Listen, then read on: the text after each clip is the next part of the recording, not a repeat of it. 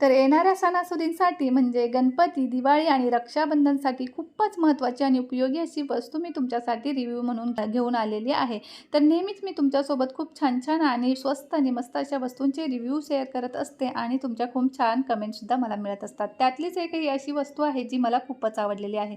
तुम्ही बघू शकता ही अशा पद्धतीने रोटेटसुद्धा होते. त्यामुळे कोणत्याही पद्धतीने तुम्ही हिला यूज करू शकता. चला आता माझ्या घरातील देवघरातील दिवा मी तुम्हाला याच्यासोबत पेटवून दाखवणार आहे.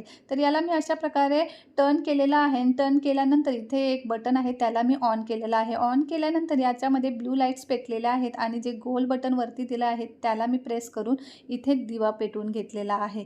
त्यानंतर लवकरच आपल्या इकडे दिवाळी सणाचं आगमन होत आहे. त्यासाठी दिवे प्रज्वलित करण्यासाठी तुम्ही या वस्तूचा वापर करू शकता.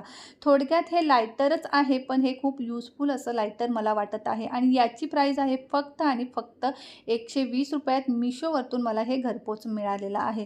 तर मिशोवरतून तुम्ही याला ऑर्डर करू शकता. याची लिंक मी तुम्हाला डिस्क्रिप्शन बॉक्समध्ये देणार आहे. तर इथे बघू शकता गॅससुद्धा किती झटकन इथे पेटत आहे. खूप मस्त अशी वस्तू आहे. हे वापरायचं कसं ते आपण पाहूयात. तर हे बघा मुलांनी अगोदरच हे याला ओपन करून ठेवलेलं होतं, त्यामुळे मी डायरेक्टच याला काढून तुम्हाला दाखवत आहे. तुम्ही इथे बघू शकता अशा प्रकारचे याचे पॅकेजिंग होते आणि याच्यामध्ये हे ठेवलेलं होतं. तर याला अशी पिन मिळत आहे ज्याच्याने तुम्ही याला चार्जिंग करायचं आहे, कारण हे चार्जेबल आहे. तर इथे बघू शकता इथं खाचा दिलेला आहे, त्याच्यामध्ये तुम्हाला ही पिन घालून घ्यायची आहे आणि त्यानंतर वरती जे उरलेलं आहे ते तुमचं जे मोबाईलचं सॉकेट असतं त्याच्यामध्ये तुम्हाला सेट करायचं आहे. तर हे बघा अशा पद्धतीने एकदम सोपे आहे याला चार्जिंग करणे.